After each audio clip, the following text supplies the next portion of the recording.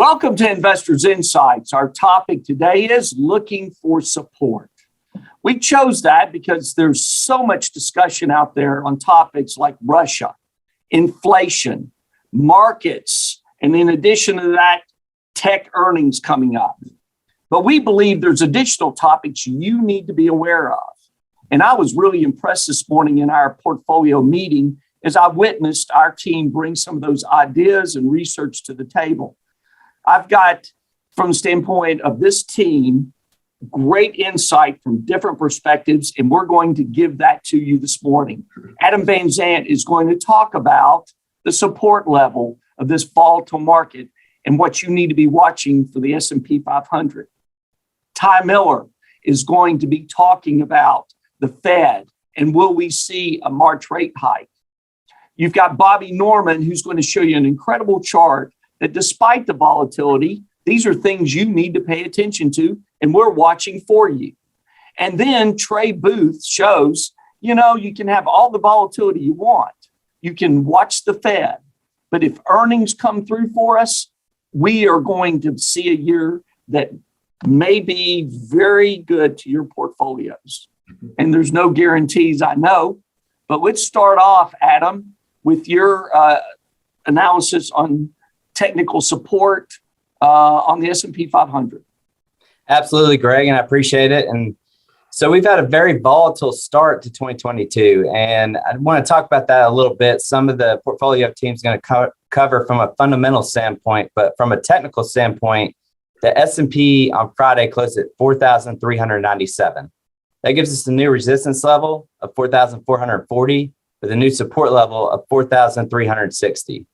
So in addition to that, we want to make sure that you understand this is in the short term. So we also look at a long-term perspective as well.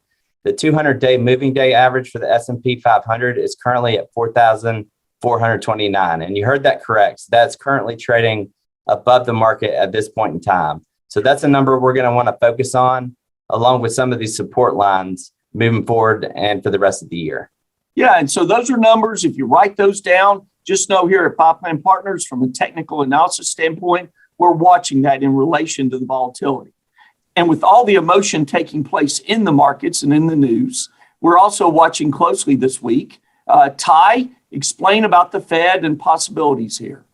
Yeah, believe it or not, the Fed has kind of flown under the radar this month. Would not have thought that coming into the year, as that was pretty much everything everyone was talking about. But with that being said, they do meet Tuesday and Wednesday.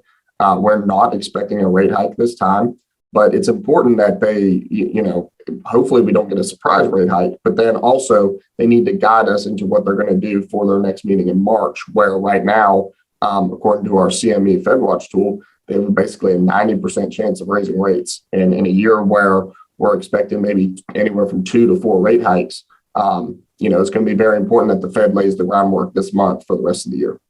Yeah, I thought it was really good, the conversation we had about the news media is not picking up about the Fed meeting this week. I mean, they occasionally mention it, but they're reflecting on the Russian situation, the topics about inflation, and those are very important, but there's other pieces to the puzzle. And I thought you guys made a really good point about that. Sometimes it's those things that aren't being reported by the news that actually can cause the biggest impact. Mm-hmm. And Bobby, throughout the weekend, I had people asking me about market volatility all last week. Of course, on Friday, with the way the market closed, we had phone calls and Zoom meetings with clients asking about should they be concerned. Talk about that in the chart that you showed us this morning.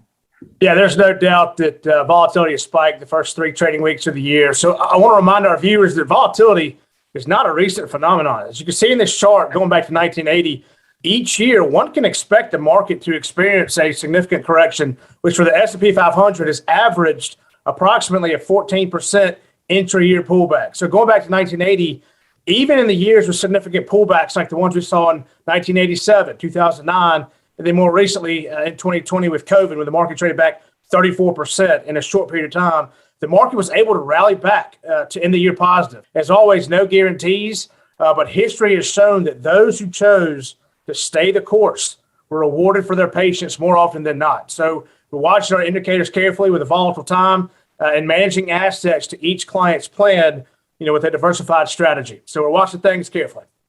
Yeah, and in last week's vlog, Trey did a great report about from a historical data standpoint. You're reiterating that, giving our clients and our viewers even more concrete information about that. As we say, no guarantee, but I think that was a great chart you brought to the table today, and thank you for that. And then Trey, everybody will talk about volatility. They'll talk about the biggest headlines, but at the end of the day, we know earnings are very important and in relation to what the Fed's doing. Elaborate on that. Yeah, absolutely. The last few years, we very much had a stimulus or a Fed-driven market rally as we needed to get through the recovery. Well, now we need to hand off the Fed. That Fed tailwind is dissipating. Ty talked about the Fed is meeting this week, and that wasn't even one of the top headlines when we opened our doors this morning. That's extremely surprising. With the Fed pulling back, then what will lead the market higher? It's the fundamentals. Adam talks about technicals each week, but the fundamentals right now are built around earnings. So we're very early in the earnings reporting season. Only 64 of the 500 largest companies in the U.S. are reported, but they're coming in a little weaker than historically we see. Only 77% are beating earnings expectations so far. That's below expectation. That's a really high number, but that's below normal. That's the lowest number since the first quarter of 2020. That was a pretty rough quarter, I think everyone remembers. So hopefully we see a turnaround. If we see a strong earnings, then the Fed becomes less and less important. Inflation can be managed by corporate balance sheets and corporations be able to raise prices or raise wages. And we can see the market continue. We've got to have this nice handoff of the baton from a stimulus-led market to a traditionally fundamentally led market. And that starts with earnings. And that starts with the earnings season we're looking at right now. Right. No, you're absolutely right. It's hard to believe we're almost through the month of January, but we're getting a good look into 2022 for this first quarter. And these are some of the things we've got to navigate through as we're looking at portfolios in relation to financial blueprints. So folks, continue to follow us on LinkedIn, Twitter, Facebook. The dialogue we're having today continues throughout the week, and we're also always available to have conversations with you. We like to communicate, and we also appreciate all the emails, the phone calls we've gotten where you've said, I really appreciated the points you made in the vlog, or I appreciate it so much, I sent it to some of my colleagues at work or family and friends. We are very blessed with incredible clients who place their trusted confidence in us. And every day we come through the doors of Five Plan Partners, please know that we're striving to make your lives better, richer, fuller. And we appreciate that. And hopefully the data you're hearing today makes a huge difference and gives you comfort, gives you confidence as you go through the week and see the volatility. We will keep you updated. Thanks again.